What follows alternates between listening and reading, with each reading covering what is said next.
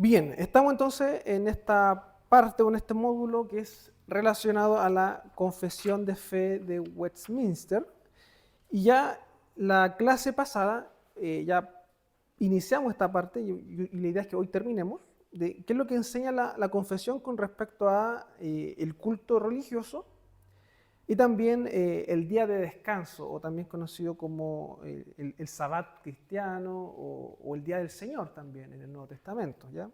Así que ya hemos visto el primer punto que habla de quién es Dios y por qué tenemos que adorarle en primer lugar, ¿ya? La luz de la naturaleza nos enseña que hay un Dios que tiene señorío y soberanía sobre todo, ¿ya? Este Dios es bueno y hace bien a todos y que por lo mismo debe ser temido, amado, alabado, invocado y creído de todo corazón y servido con toda el alma y con todas las fuerzas.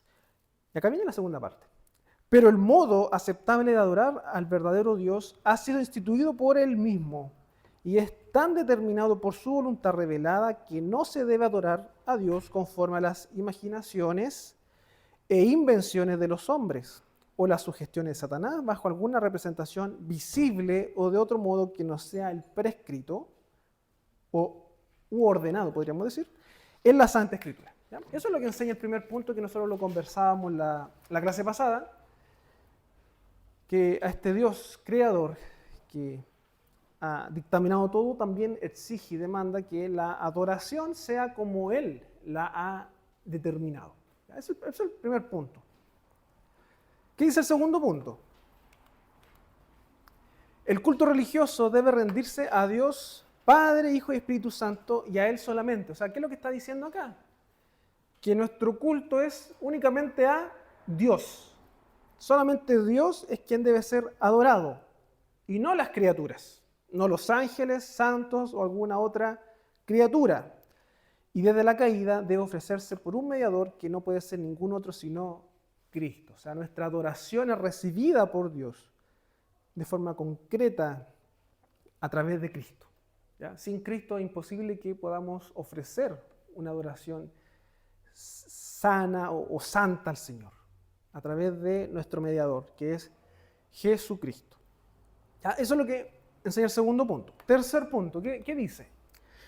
La oración con acciones de gracia, siendo una parte especial del culto religioso, la exige Dios de todos los hombres, y para que le sea aceptada debe hacerse en el nombre del Hijo. Nosotros oramos a través de el Hijo, con el auxilio del Espíritu Santo, conforme a su voluntad, con conocimiento, reverencia, humildad, fervor, fe, amor y perseverancia. Y se hace oralmente en la lengua vulgar, ¿ya? Y aquí lo conectábamos también con lo que ocurría en el contexto histórico en el cual se escribe esta confesión, de que antiguamente los cultos de la Iglesia Católica Romana, o antes de la Iglesia que se dividiera, solamente lo relacionado al clero tenían acceso a esta adoración, porque en realidad los cultos, las oraciones eran en otro idioma, no era el idioma popular, por decirlo de alguna forma, ¿ya? Entonces la gente que iba en realidad no entendía nada. Entonces lo que está diciendo acá esta declaración es que la oración dentro del contexto de la iglesia debe hacerse de forma oral y en lengua vulgar, o sea, que se entienda, que todos puedan entender lo que está orando el hermano. Entonces, si hay alguien que empieza a hablar en lenguas o en otro idioma, o decir, quizás de muy buena intención, hermano, yo aprendí a hablar coreano y hoy día quiero orar en coreano en la iglesia, ¿sirve de algo eso?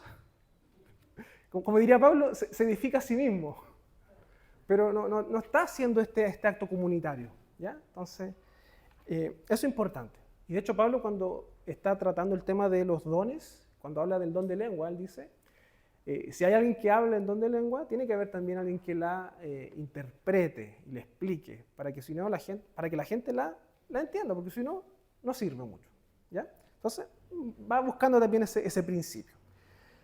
Punto 4, ya para ir avanzando rápidamente. La oración debe hacerse por todas las cosas legítimas y por toda clase de hombres, tanto de los que viven como de los que vivirán, pero no por los muertos, ni por aquellos que sabemos que han cometido pecado de muerte, ¿ya? Entonces, nuestras oraciones deben ser por cosas legítimas, orar por toda clase de hombres, por los que viven, por los que están por vivir, pero no por los muertos. ¿Ya? Nosotros no podemos cambiar el destino de los muertos. ¿Ya? Suena duro, pero es cierto. ¿Ya? La iglesia no tiene esa capacidad de interceder ante el Señor para cambiar el destino de un muerto. El único intermediario o intercesor es Cristo. Es Cristo. Y esa intercesión es en vida, no es en la muerte. Por lo tanto, no podemos orar para que Dios cambie la realidad de un muerto. Eso no se puede.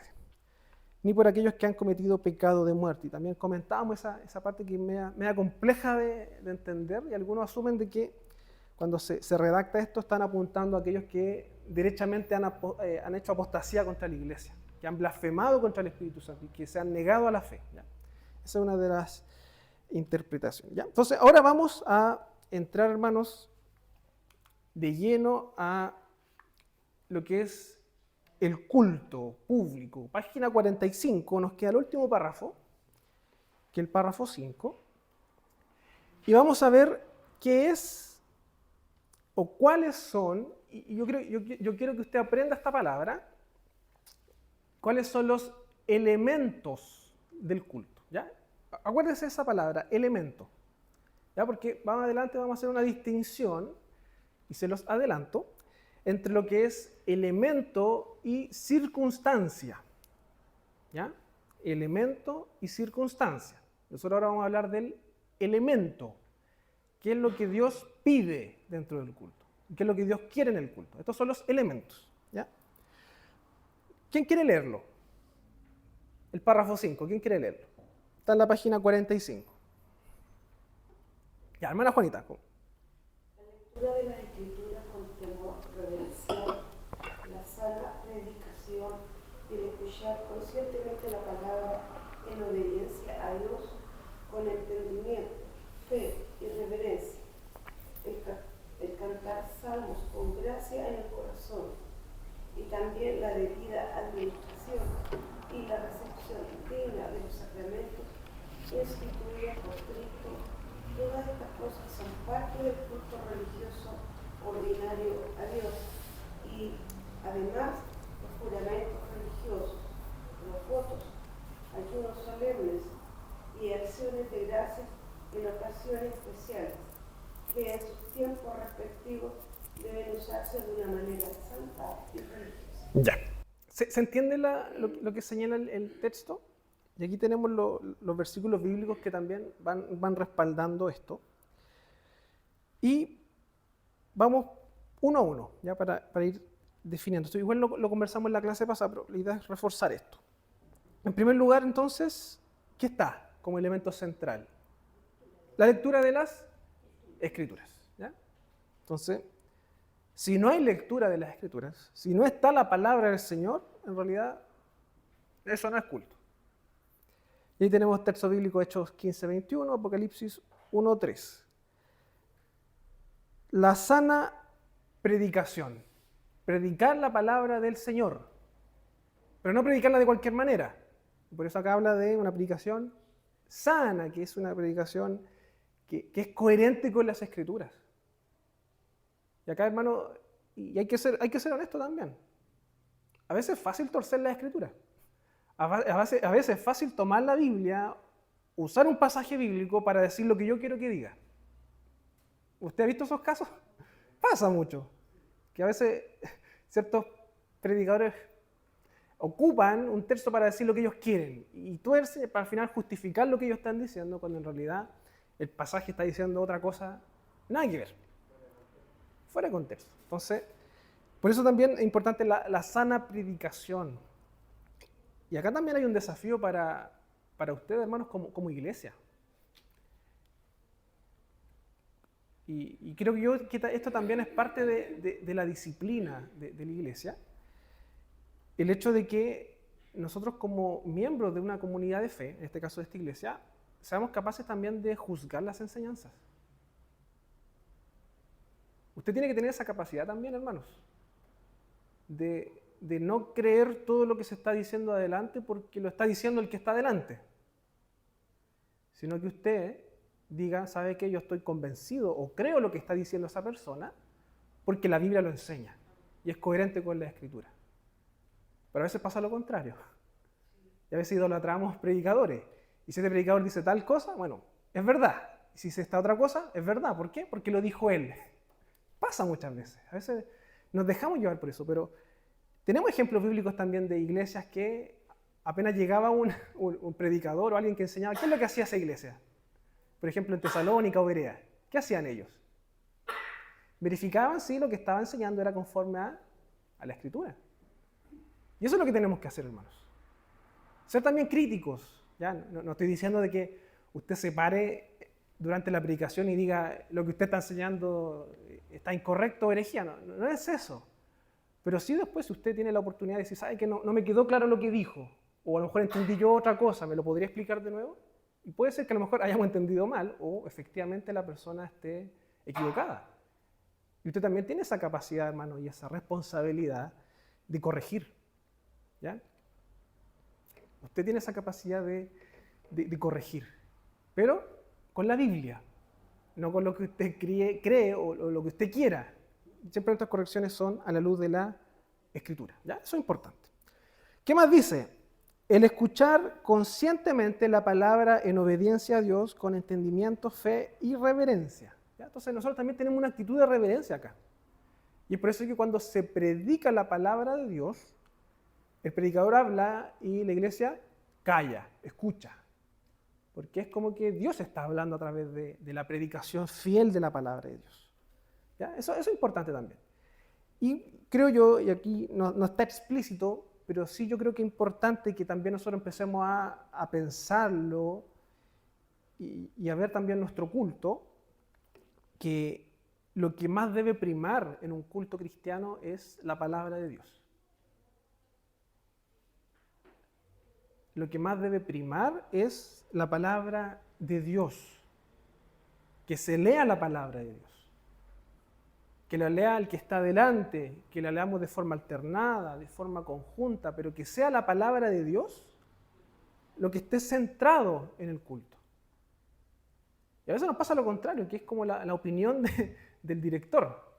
Como que a veces lee un puro versículo y después el resto es la opinión o el comentario del que está dirigiendo. Pero en realidad, ¿cuál es nuestro mejor resguardo? Que se lea la palabra. Porque la exposición bíblica después está a cargo del predicador. Entonces, también es importante, de que lo que debe primar es la palabra. Y pensemos, ¿estamos teniendo instancias dentro de la dirección del culto donde está la palabra? ¿O faltan a lo mejor? Podemos ir conversarlo, pero lo que debe primar siempre es la palabra, la lectura. Que el pueblo de Dios lea de forma conjunta, en voz alta, la palabra de Dios. ¿Ya? Es un acto pedagógico también el leer todos juntos, que también refuerza la memoria. ¿Qué más dice acá el texto? Cantar salmos con gracia en el corazón. Entonces no solamente está la escritura, sino que también hay un acto de adoración musical, por decirlo de alguna forma. Y acá está Colosenses 3:16, Efesios 5:19 y Santiago 5:13, que creo que lo leímos el jueves, Santiago 5:13. ¿Qué es lo que dice Colosenses 3:16? ¿Alguien podría buscarlo? Y Efesios 5:19, que son textos paralelos en realidad, que dice Pablo algo similar.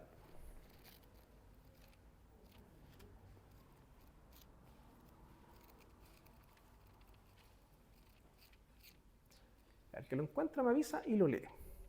Efesios 5:19 y Colosenses 3:16.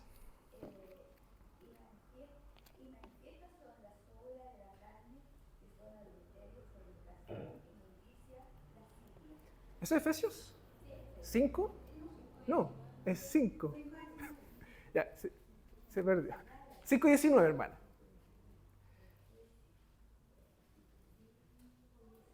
Ya, si alguien tiene Colosenses 3:16, que lo lea. Ya, ahí lo encontré ya.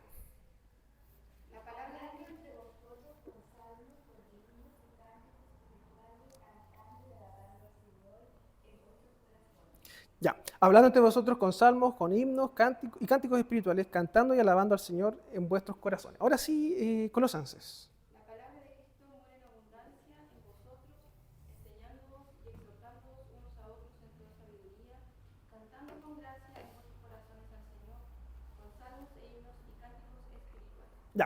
Se repite esta idea.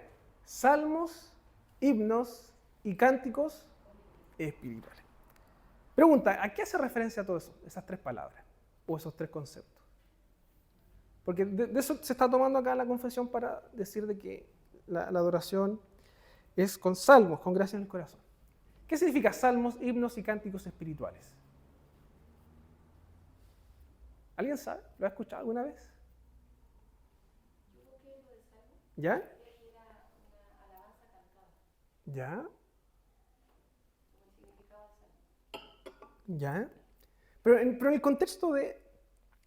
porque aquí Pablo es textual al decir salmos, coma, himnos, coma, o, claro, no, y cánticos espirituales. ¿Qué es eso? ¿O cómo podemos entender esa idea?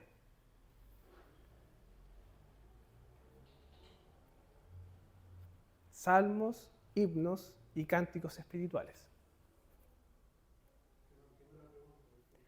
¿A qué está haciendo referencia Pablo?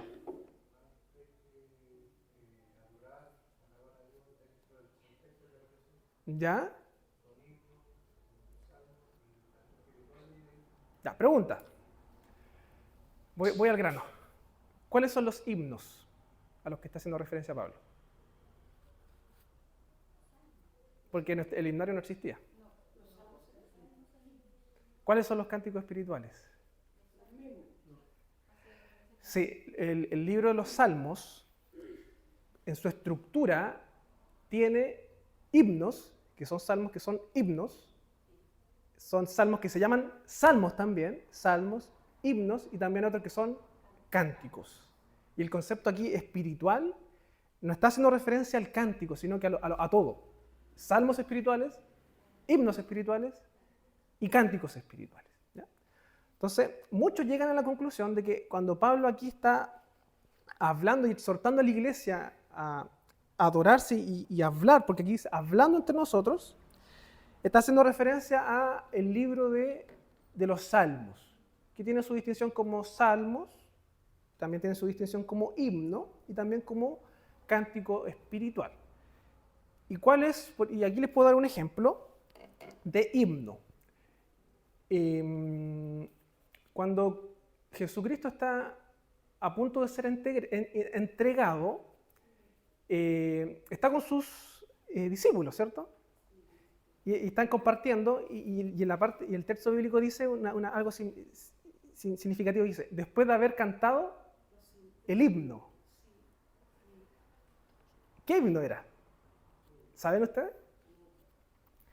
Algunos, bueno, esto ya es parte ya de la tradición judía, señalan de que lo que estaban cantando, cuando habla de ese himno, después de haber cantado el himno, está haciendo referencia al Jalil o Jalel egipcio, que era un compilado de salmos que hablaba de la liberación de Israel de Egipto.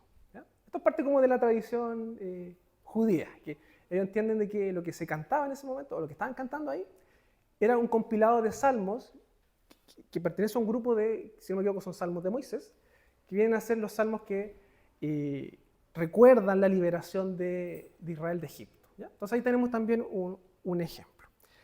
Y acá, hermano, yo quiero ser bien honesto, porque este tema de los salmos también genera un poco de controversia dentro de las iglesias. Porque hay iglesias reformadas que solamente cantan salmos, que entienden que bíblicamente lo único que se puede cantar son salmos. Por otro lado, eso se llaman, o se conoce como la salmodia exclusiva, ¿ya? Salmodia exclusiva. Son aquellos reformados o presbiterianos que dicen y creen que solamente se pueden cantar salmos en el culto. Salmodia exclusiva. Por otro lado también existen los reformados o presbiterianos que dicen que se tienen que cantar los salmos y además de los salmos se pueden cantar también otras alabanzas, otros himnos, pero que tienen que ser bíblicos, porque tienen que ser una verdad bíblica. ¿Ya? Eso se llama, si no me equivoco, salmodia inclusiva, en el sentido de que sigue estando los salmos como centro de la adoración, pero también se pueden cantar otros cánticos, pero tienen que ser bíblicos, ¿ya? Y ese es un principio que es importante. Hermano Juan Carlos. ¿Es incorrecto eso o está dentro del concepto de la tendencia a la cual Dios sigue? ¿En qué sentido? No entendí la pregunta. Solamente los que cantan salmos, ¿está bien? Ah, ya. Usted está haciendo ya, ¿cuál de los dos? Claro. Ya. Claro. Sería interesante analizar ese tema. Da para largo, ¿ya? Porque también hay una comprensión ahí más de la teología bíblica, de cómo se entiende el desarrollo también de la adoración. Pero yo creo que es importante entender qué es lo que está buscando Pablo acá, ¿ya? ¿Y qué es lo que está enseñando Pablo? Y Pablo, si está Pablo haciendo alusión al libro de los Salmos, nosotros tenemos que entender de que el libro de los Salmos es un libro, o son cánticos, himnos que son inspirados por Dios. Ya, eso, yo creo que ese es el principio, de que lo que debe cantar la iglesia es lo inspirado por Dios, o lo que Dios enseña. Entonces, ¿cuál es la única forma de que nosotros cantemos algo correcto? Es que cantemos lo que Dios ha revelado. Y en este caso hace referencia a los salmos. Pero hay que reconocer también que en la Escritura también hay otros cánticos. Y de hecho Apocalipsis tiene un cántico y que no es un salmo. Y hay otros textos bíblicos que también muestran cánticos. Entonces, podría ser de que a lo mejor hay que quedarnos con el principio bíblico más que el ser estricto. Pero insisto, esto es un tema que está en debate y hasta el día de hoy está en discusión. Podría decir, no es que esté incorrecto, sino que está incompleto. ¿Cómo? Podría ser que esté incompleto, no incorrecto. ¿Qué cosa? Solamente los salmos. No me atrevería a dar un juicio en respecto a eso. Pero sí, si me preguntan a mí, mi opinión es que la iglesia, como mínimo, debe cantar salmos. Como mínimo. Yo creo que esa es la base. Como mínimo, cantamos salmos. Y si vamos a incorporar otras alabanzas, otros himnos, como mínimo también deben ser bíblicos. Y ojalá textuales. Yo creo que eso también es importante. Que reflejen la verdad bíblica del Señor y que estén centrados en lo que Dios hace y el plan de Dios más que en nosotros. Porque hay muchas canciones que son como del yo. Yo esto, recibí esto, yo esto, pero la obra de Dios queda como fuera. Y está centrado más en la experiencia humana, más que en lo que Dios está haciendo para lograr esa experiencia humana. Entonces también hay que tener ahí cuidado con eso. Pero lo importante aquí es que cantemos lo que está en la Escritura, cantemos verdades bíblicas. Porque a través de la canción o la alabanza también hay un acto pedagógico. Usted también memoriza. Usted se acuerda de cosas, ¿cierto? La canción usted la memoriza. Entonces tiene que memorizar la palabra del Señor. Y por eso es importante ese principio. ¿Se va entendiendo la idea? Hermano Ramiro. Sí, tenemos hartos salmos, harta escritura para cantar. La idea que se me presentó, la duda que se me presentó a mí, que como lo cantaban en ese tiempo, el pueblo no tenemos la música. Porque yo veo al pueblo judío, por ejemplo, en este momento, que toda la lectura bíblica ellos la hacen cantada, verseada. No la hacen, no la leen. Entonces, ahora me pregunto, los músicos actuales, si hay tanta escritura, tanta letra para hacer música, ¿por qué no intentan sacar música a la cultura nuestra para entenderla mejor? Ya, ¿pero usted se refiere como a los salmos? O... A los salmos. Ya. A los salmos en general. Porque en realidad no tenemos la música como la cantaba Salomón. Claro. Sí. David en ese tiempo. Claro. Sí. Y ahí también podemos diferenciar lo que es elemento de circunstancia. Porque a lo mejor la música, el ritmo es la circunstancia. El elemento es la palabra, el salmo. Entonces, yo voy a dar mi opinión. Bueno, en primer lugar, hay un intento, y ya han habido intentos de metrificar los salmos. ¿Ya? De hecho, el Saltillo de Ginebra tiene también ahí un producto que se puede tomar, Está también un libro que se llama Salmos con métrica y rima española, si no me equivoco, que también se sacó hace poco, que son como intentos de tomar los salmos y darle como una estructura para poder cantarlo. ¿Ya? Con respecto a los músicos actuales, yo creo que hay de todo. ¿Ya? No me quiero jactar ni nada por el estilo, pero yo participé de una banda musical cristiana, anglicana, que ellos cantan salmos. Tomaban salmos y los musicalizaban. Y ahí me aprendí hartos salmos. Se puede, entonces se puede hacer ese intento. Ahora bien, y yo esto quiero diferenciarlo también de otros grupos, porque también hay músicos que en realidad lo único que buscan es vender. Y uno se da cuenta con el contenido de sus canciones, que en realidad lo que más llama la atención es como la melodía, la música, más que la letra, el contenido. Pero sí también hay otros, que yo también los reconozco y los escucho, que son cristianos que se han dedicado a producir canciones que son bíblicas, que uno la escucha y uno dice, aquí hay verdades bíblicas. Y yo creo que eso también es correcto. ¿Sí? El punto es que estemos cantando la palabra del Señor, verdades bíblicas, que eso es lo importante. Hermano Juan Carlos.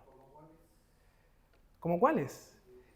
Uy, bueno, Sovereign Grace, o bueno, la parte en español, la IBI. No sé si has escuchado la IBI, la Iglesia Bautista Internacional. Ellos tienen creo que tienen como 3 discos, 2 discos, y ellos son como la parte latina de Sovereign Grace, que es gracia soberana. Entonces ellos tienen música bien buena. Hay unas que me gustan, otras que no, pero son bíblicas, por decirlo de alguna forma. Son bíblicas. Y son canciones que son como para culto, son congregacionales. ¿Ya? También eso también hay que diferenciar, creo yo.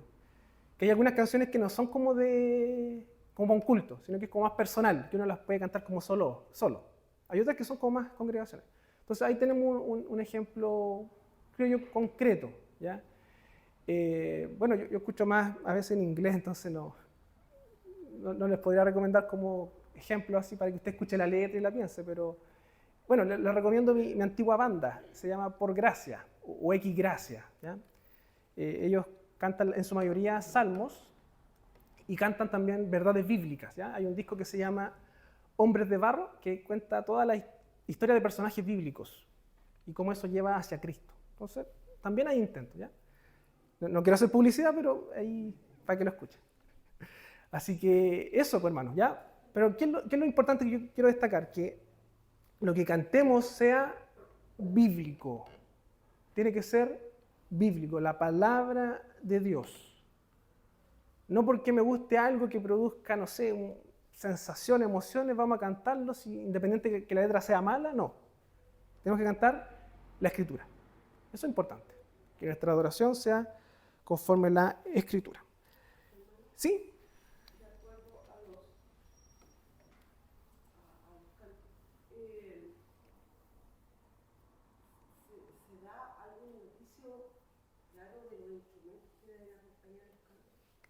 Buena pregunta, muy buena pregunta.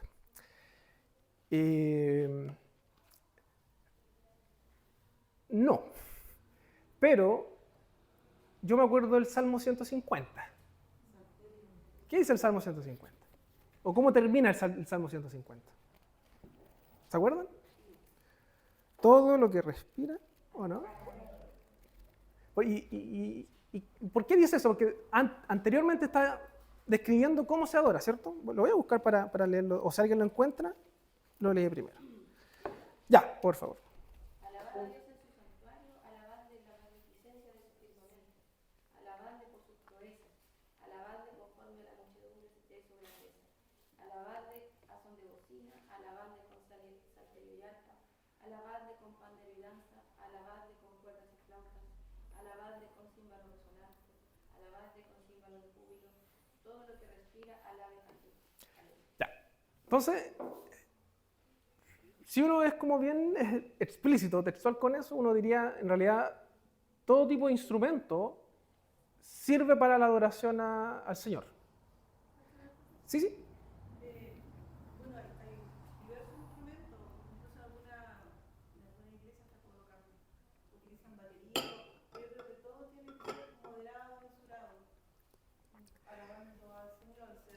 no muy fuerte, no muy estridente, sino que sea armonioso todo.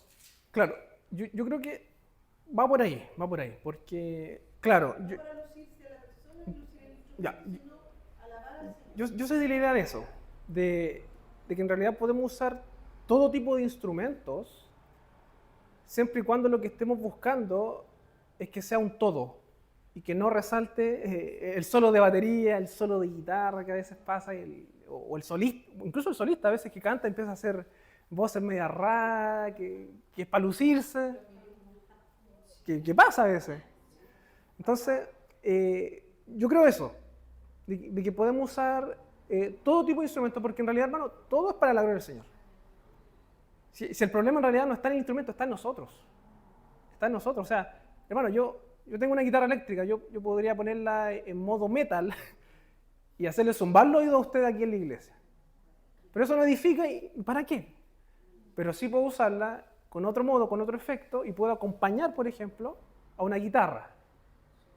Entonces, yo creo que ahí está el tema de la prudencia que se conoce.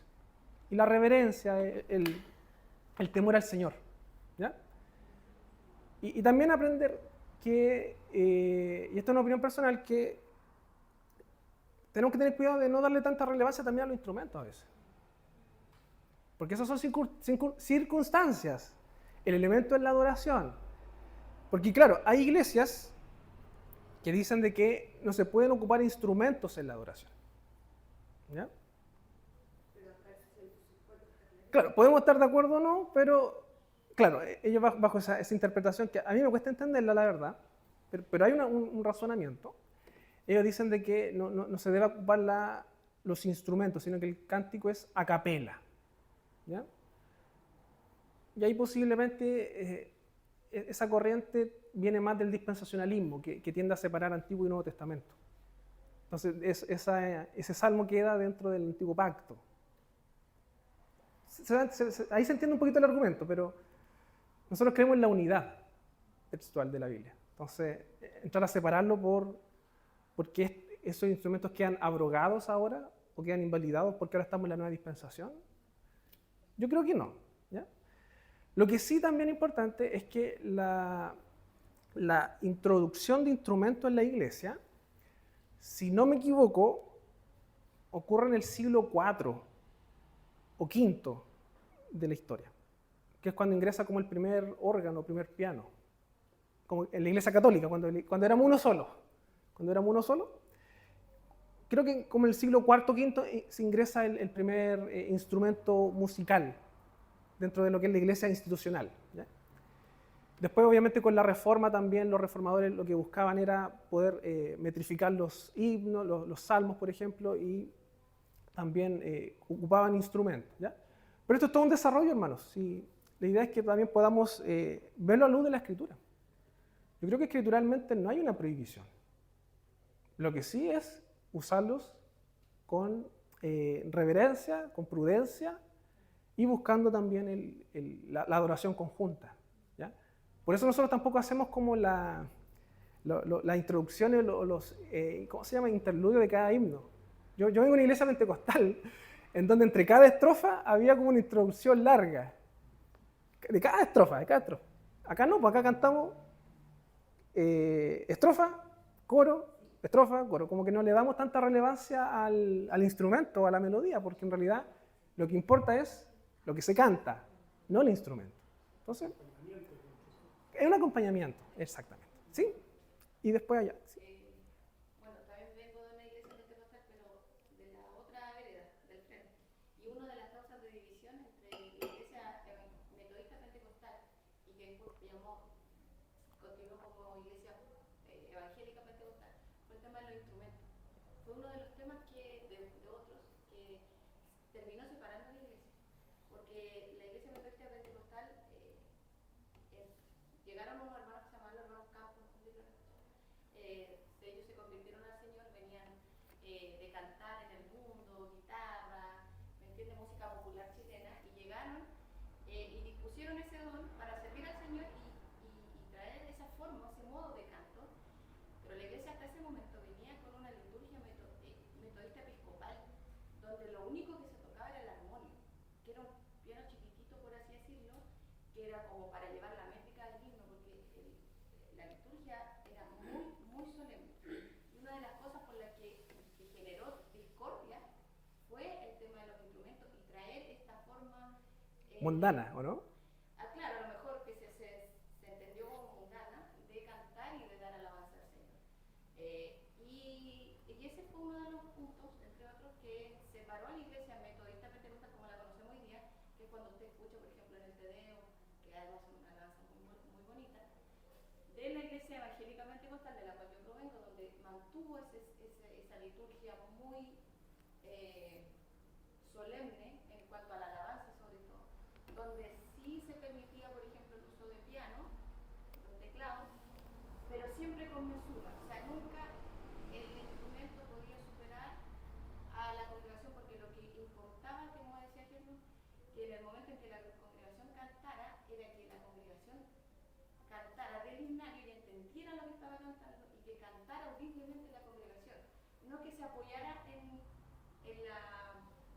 la melodía para no cantar. No sé si se entiende, porque el momento de cántico era un momento de alabanza que era parte del culto, que era muy importante y que la congregación debía involucrarse activamente en la adoración y en el cántico. Eso. Claro, hay iglesias que son como esa línea, que en realidad el único instrumento es como el armonio o el piano. ¿Y cuál es la función de eso? Es guiar la adoración, pero eso también podemos hacerlo a través de otro instrumento. Porque el centro no es el instrumento, sino que el centro es la adoración, lo que estamos cantando. Hermana Juanita. Porque los instrumentos están acá señalados, porque no son los mismos de nuestros tiempos, pero más o menos dan un indicio. Pero todo con la prudencia debida y guardando la reverencia debida. Que sea el instrumento el que acompaña, el que va llevando el cántico congregacional, pero que no sean solos y un estruendo espantoso que no tiene ni idea de qué es lo que está pasando a él, porque a veces se distorsiona. Sí, pues sí. Y bueno, no sé si ustedes han visto casos, yo no, o sea, he visto algunos casos, que también este principio de la mesura y del cuidado de dónde estamos poniendo la prioridad, se da con el grupo de alabanza. Po. No sé si ustedes han visto que hay iglesias que tienen el grupo de alabanza arriba en el púlpito. Y que es casi un concierto a veces. Entonces, creo que en Conce, bueno, usted... No, pero creo que en Conce antes se hacía así. Y después como que se hizo el cambio y lo tiramos para atrás. Entonces, es una forma también. ¿Ah? Lo pusieron al lado.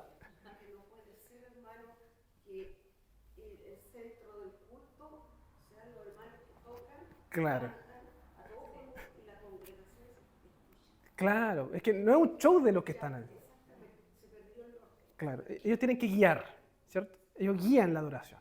No más que eso. ¿Quería decir algo? Bueno, y nosotros también venimos de una iglesia metodista pentecostal, pero estaba haciendo memoria y en el caso, creo, de nuestra iglesia era muy distinto, Ya. porque era, por supuesto, el coro, y el coro siempre está en un lugar así como especial, pero yo nunca lo vi como para figurar. Ah, ya. Tenían un lugar especial, sí, pero al final era el espacio especial era la adoración, siento yo que era el que tenía el lugar especial. Y los instrumentos, por supuesto, era siempre acorde con las voces y creería, en mi caso personal, yo siempre me sentí como desadaptada de la iglesia, pero nunca salí a buscar otra iglesia. Pero sí, la música para mí siempre fue aquello que me hacía estar en comunión con Dios. Ahí no era el centro de la palabra, que no fue. Claro. Nunca fue. Pero sí, para mí era el canto. Y el canto era súper importante. Y yo pienso hoy día en el comentario del que no es creyente y llega a una iglesia evangélica, independiente de la denominación, y si hay algo que al que no es cristiano, llámese católico o cualquier otra denominación, le impacta, es la música. Porque lo lleva a conectarse con una adoración o con un sentir, no tan solo de la emocionalidad, puede ser que la música te conecte, puede ser que la la letra de una alabanza te conecte, pero te lleva naturalmente a orar. Entonces creo que la música es algo, sin lugar a dudas, relevante y parte del culto. No es lo principal, no es lo central, no debe estar ahí. Y no debemos ser ninguno de nosotros artistas. Y en el momento en que queramos ser artistas, estamos claramente súper equivocados y mal. Y tenemos que pasar a otro lugar. Pero en esta iglesia, por lo menos aquí, no. Y no se le da una oportunidad a los hermanos para hacer nada. Le dan una oportunidad para otra cosa, para contar su testimonio. Pero la adoración era potente. Yo siento que, bueno, mis papás que pueden corroborarlo, ¿no? Pero de verdad, el momento de mayor conexión espiritual yo sentía que eran las alabanzas. Porque uno iba cantando y probablemente uno no tenía tanta necesidad espiritual que al final buscabas en la alabanza aquello que llenara tu corazón. Sí, yo pienso, un comentario personal, que la música algo produce en nosotros, algo produce la música. Y a veces nos lleva como a conectar, tiene que ver con nuestro estado de ánimo también, nos pone felices, nos pone tristes, nos hace recordar algo, como que tiene ese poder que es como algo místico, no sé. Y por eso es importante que también que la música sea bíblica, porque esa va a ser la forma en que a lo mejor alguien que viene de afuera sea confrontado también, y que escuche el evangelio a través de eso. Evidentemente después va a ser confrontado por la palabra, pero la música también puede ser un medio para hacerlo llegar. Que esa persona diga, ¿sabes qué? Algo sentí. Hermana Eva. Bueno, lo que dice Bárbara, yo nací en la iglesia metodista pentecostal. A mí lo que me impactó siempre de la iglesia metodista pentecostal, la fidelidad de la gente, la confianza en Dios, las oraciones. O sea, a mí me gustaba todo. Porque nada había que se sobresaliera de lo que, como dices tú, que por hacerse ver, no. Yo, está mi esposo aquí que no excusa. Él fue como 20 años jefe de coro, del tremendo coro, sobre todo el 18 de septiembre, que se predica todo Chillán, en todos los templos, todos los cultos, la gente iba a escuchar la música. Y muchas veces mis clientas me decían, yo voy a la iglesia evangélica cuando hay muerto, es porque voy a escuchar la palabra de Dios que transmite por en medio de la palabra del Señor. Y a mí muchas veces, hasta el día de hoy, en mi casa, en mi soledad, me acuerdo de esas cosas de cuando niña oraba o cantaba. Y hay himnos, como dice usted, que le predican a uno. Son verdades bíblicas que están ahí. La fortalecen. Sí. Yo aquí cuando vengo, yo vengo a cantar al Señor, porque como que aquí me libero de todo lo que ha pasado durante la semana, con la palabra del Señor y con los himnos, yo me fortalezco y tengo toda la semana guardado lo que aprendo aquí el día domingo. Y yo creo que en la mañana cuando veníamos para acá, siempre me toca orar. Y yo oraba por los niños y le daba gracias al Señor que habían llegado esos niños, allí esos ángeles que están cantando, nos están dando ánimo. Y Dios le dé gracias a las personas que están con ellos, enseñándoles, para que ellos reciban también desde la canción la palabra del Señor. Y eso realmente, yo vengo a la iglesia a fortalecerme de la palabra del Señor y de los himnos. Y a la vez saludar y cariñar, a saludar a mi hermano, que eso es importantísimo. Sí. De todo corazón, respetarlo de todo corazón. Y eso también es alabar al Señor. Sí. Gracias. Sí. Hermano Ramiro. Quiero leer el Salmo anterior, ¿Ya? 39, que es muy interesante lo que dice ahí al respecto del cantar a Jehová. Dice, cantar a Jehová cántico nuevo. Cántico nuevo. Su alabanza sea en la congregación de los santos. Alégrese Israel en su hacedor. Los hijos de Sión se gocen en su rey, alaben su nombre con danza, con pandero y arpa, y a él canten. Y aquí el versículo 4, que es muy importante para mí, sé que lo acabo de leer y me llegó mucho, dice, porque Jehová tiene contentamiento en su pueblo. Cuando nosotros cantamos, tenemos que cantar contentos para glorificar al Señor, porque ¿qué más podemos pedir de Dios? Si Él nos da la salvación, que es lo máximo, y estar en su presencia en tiempos venideros, entonces Él pide que cantemos con júbilo, con gozo, e inclusive con todo nuestro cuerpo. Sí. Para allá iba, para allá iba. Hasta en la cama cuando uno se despierta. Yo no concibo, y siempre nosotros, bueno, en particular nuestra familia, porque somos así, yo no concibo el cantar y que uno esté cantando así como. No, yo siento que cantar cuando uno canta es que de verdad es todo el ser expresando lo que estamos cantando, porque te tiene que mover entero. Sí, yo creo que, o sea, yo no soy tan antiguo en la iglesia presbiteriana, pero yo tengo una opinión con respecto a eso.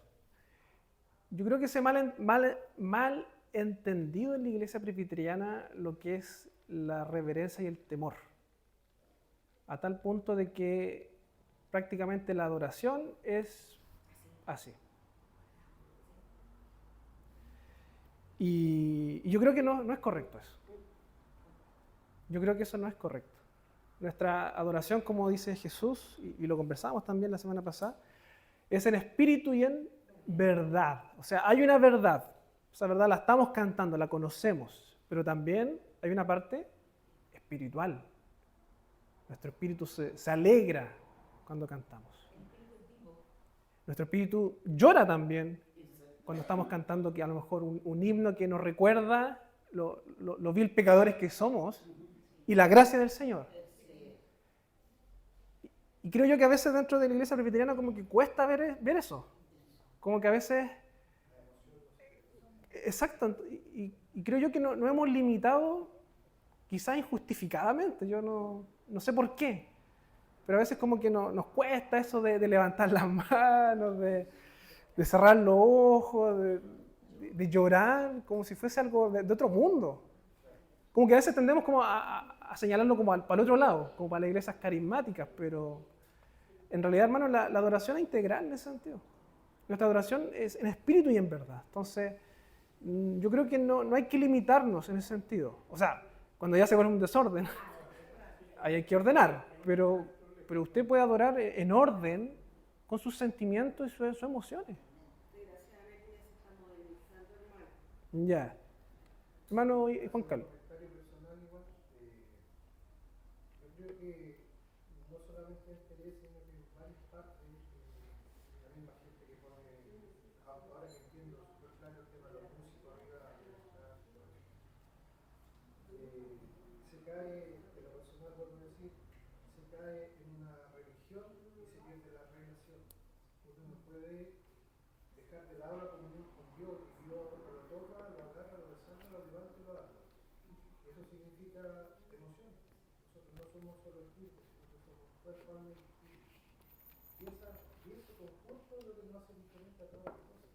Lógicamente el espíritu de la comunión de Dios nos tiene que dar la posibilidad del entendimiento, de la reverencia.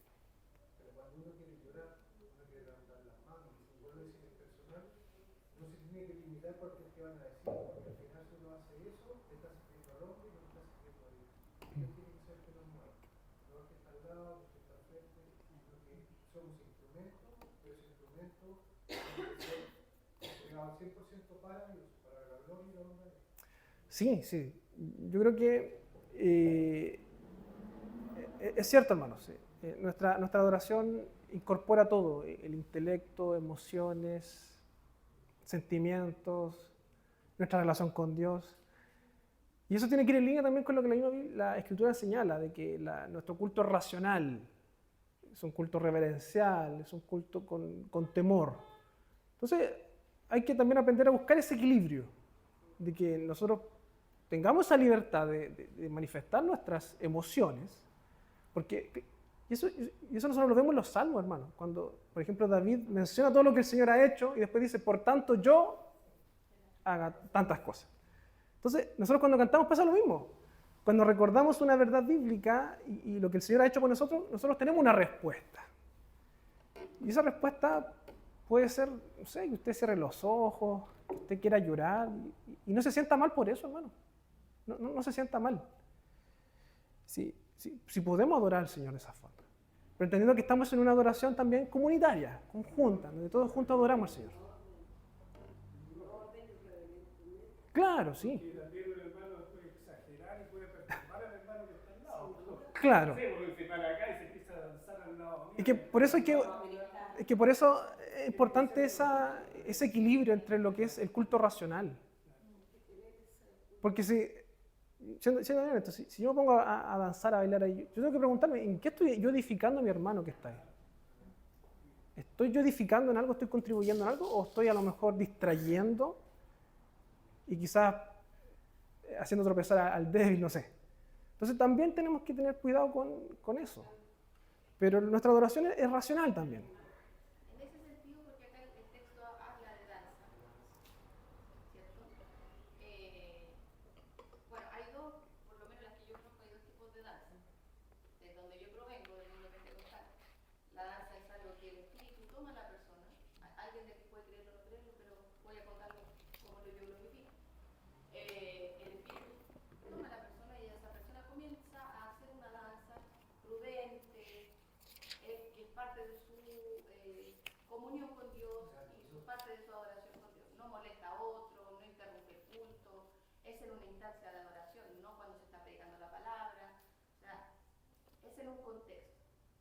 Ahora, hoy existe otro tipo de danza que yo lo estoy viendo en iglesias neopentecostales, carismáticas, porque hay que hacer una diferencia entre el pentecostalismo histórico y el neopentecostalismo. Y hoy día hay instancias de culto donde se destina para la danza y hay grupos de danza. En ese sentido, o sea, esto es una opinión muy personal, a mí eso no me parece, pero si vamos a la palabra del Señor que acá habla de danza, ¿cómo desde el culto presbiteriano, porque estamos aquí, no estamos en otro lado, cómo se entendería eso? Si es que en algún momento alguien ha dicho, oye, ¿por qué no hacemos un grupo de danza y pongamos a las niñitas entre 13 y 16 años? Porque generalmente son como niñitas o jovencitos, porque la palabra del Señor habla de cantar y danzar, es como una cosa coreográfica, no sé si lo han visto. Sí. Claro, esto es una opinión muy personal. Desde mi contexto, la danza no venía como algo preparado, estructurado, sino que era algo que no era de todo, sino que era algo genuino, ¿cierto? De como una acción desde el espíritu con la persona directamente. Pero eso se ha hablado alguna vez, como el tema de la danza como un grupo de danza, como... Yo creo que no. Yo creo que no. Yo creo que el sentimiento de la persona en que está en el puesto de lugar, porque yo veo, por ejemplo, que dice usted, dice, está tomado por el espíritu, y empieza una persona a dar vuelta en sí mismo, entonces para mí eso es espíritu, ¿qué significa?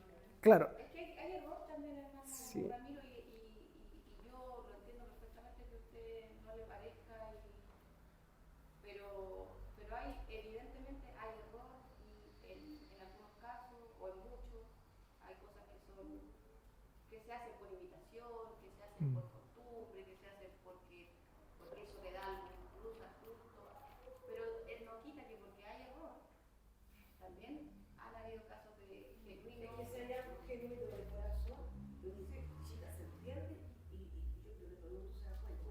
Pero cuando ha hecho por eso. Claro, sí. Yo, por ejemplo, opinar, igual creo que eso de la danza es como algo personal. Por ejemplo, usted sentir emoción a lo mejor en tu casa, donde usted, pero es algo ordenado. Y de repente, yo igual he visto por el Facebook o por internet, y de repente es como un desorden, es como algo, no es para Dios, o sea, es como para la isla. Y eso no es nada de la Ya. Es todo un tema esto de la danza. No lo vamos a resolver hoy día. Pero como elemento de la adoración no está. Confesionalmente no está. ¿qué respuesta podría dar yo con respecto a esto de la danza? Yo creo que lo que está buscando o lo que está enseñando ahí el principio bíblico apunta a la corporidad, o corporalidad, mejor dicho, esa es la palabra. Que nuestra adoración no sea solamente de boca, sino que también involucre nuestro movimiento, nuestro ser. Y por eso nosotros también aplaudimos, a veces hacemos mímica con los niños. En cierto sentido estamos haciendo eso de la danza, entendiéndolo como un acto de corporalidad, de que nosotros al adorar estamos usando nuestro intelecto, nuestra boca, pero también nuestro cuerpo. Ahí se aplica lo que tú hablabas recién del elemento y la circunstancia. Claro, El elemento es la corporalidad, por decirlo de alguna forma. Las circunstancias, claro, lo hacemos a través de aplaudimos a veces cantan las mujeres, otras veces cantan los hombres. Es como una adoración más dinámica, por decirlo de alguna forma. Y a lo mejor esto igual hablaba de un contexto cultural, Y que también, pues, hay que considerarlo. exactamente. Porque era como cuando Salomón llegaba o alguien de aquí, no sé, iba a la guerra, llegaba, era como danzaban porque habían ganado la batalla. Y de hecho ellos danzaban mientras trasladaban los elementos del culto. Entonces, claramente hay también un contexto ahí. Exactamente. Entonces, yo lo asocio más a eso, al hecho de la corporalidad y que nuestra adoración sea viva, en el sentido de que yo no esté así cantando. Y ojalá termine rápido la canción. No, que nuestra adoración sea viva, que nos alegremos, que cantemos, que sonriamos. Si en algún momento aplaudimos con los niños, aplaudimos con los niños. Si en algún momento hay que intercambiar voces, lo hacemos, pero que sea algo como dinámico y que estemos juntos. Yo creo que eso apunta. No de forma individual, no de forma así como, sino que lo sintamos. Yo creo que eso apunta también.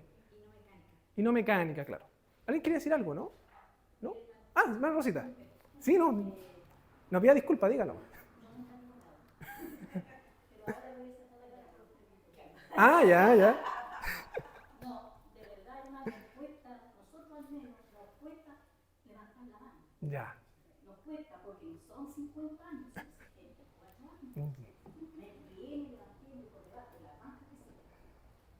Entonces, es difícil que nosotros nos perdimos todo, si estamos acostumbrados. Claro, yo ese día cuando estaba el pastor, lo ves que él también aplaudía y también hacía, y nosotros hacíamos. Entonces, no es que nosotros no queramos, no sentimos gozosos, Claro. sentimos gozo, pero cuesta, Claro. cuesta, Claro. Entonces, una reverencia, mi padre, ni siquiera nos podíamos mover en los cultos. Claro. Para ese sentido, era un culto solemne, hermano. Para Dios, Él siempre ahí. Y aquí empezar el culto, nadie se mueve. Nadie se mueve. Y si había un niño chico, despacito salíamos para afuera con él. Era una reverencia. No estoy diciendo que aquí no se está haciendo. Todo lo contrario. Pero ese era el modo de nosotros. Y nos cuesta, por eso te digo, nos cuesta levantar las manos. A todos nos cuesta, hermana. Y no paramos. A todos nos cuesta. Hasta aprender también Claro. poder alzar nuestra mano y sentir lo que realmente nos goza. Claro, pero ahí yo entiendo su punto, pero yo creo que tampoco ustedes se tienen que sentir mal por no sentirlo o por no hacerlo. Usted, ya. Ah, ya, pero usted se atrevan o no, háganlo por el Señor. Y háganlo adorando al Señor, teniendo en mente que yo estoy adorando. Esté o así, o esté aplaudiendo en una canción, pero es para el Señor en realidad, hermano, sí. Ese es el asunto, o sea, yo igual he estado en iglesias donde algunos aplaudían, otros no. Algunos alegres, otros así como... Cada uno tiene su forma en realidad, hermano. Sí, ese es el tema, sí. Tampoco aquí vamos a poner luces después y que todos con las manos arriba, con las luces apagadas después. No es eso, hermano. Sí. No, lo que estamos diciendo es que nuestra adoración es integral en ese sentido. Y si en algún momento usted se emociona, no se sienta mal por eso. Y cierre los ojos, si quiere levantar la mano. háganlo. No es malo eso. Esa es como la conclusión, ¿ya? Hermanos, vamos a terminar porque estamos pasaditos, ¿ya? Oremos. Señor, te damos gracias por este momento que nos das para poder conversar de tu palabra, Señor. Seguir reflexionando en torno a nuestra adoración, como tú, Señor, nos llamas a adorarte. Y que tú nos recuerdas también que nuestra adoración es en espíritu y en verdad, Señor. No adoramos nuestras invenciones, no adoramos, Señor, lo que nosotros queremos, sino que adoramos en función de tu verdad, que es tu palabra revelada, Señor, que es tu Hijo Jesucristo muriendo por nosotros y salvándonos, Señor. Ayúdanos, Señor, a amar tu misión, a comprender que también fuimos creados para adorarte, Señor. Y que nuestra adoración es en todo momento, en nuestro hogar, en la iglesia, en la semana, en nuestras relaciones también, Señor, y que de cualquier forma estamos adorándote, Señor.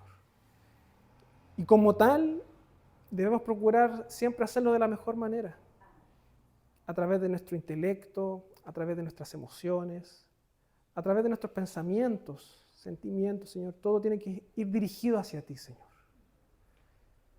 Que nuestra devoción y que nuestro temor, Señor, no sea el guardar tradiciones, sino que nuestra devoción sea el adorarte fielmente a ti, Señor, en espíritu y en verdad.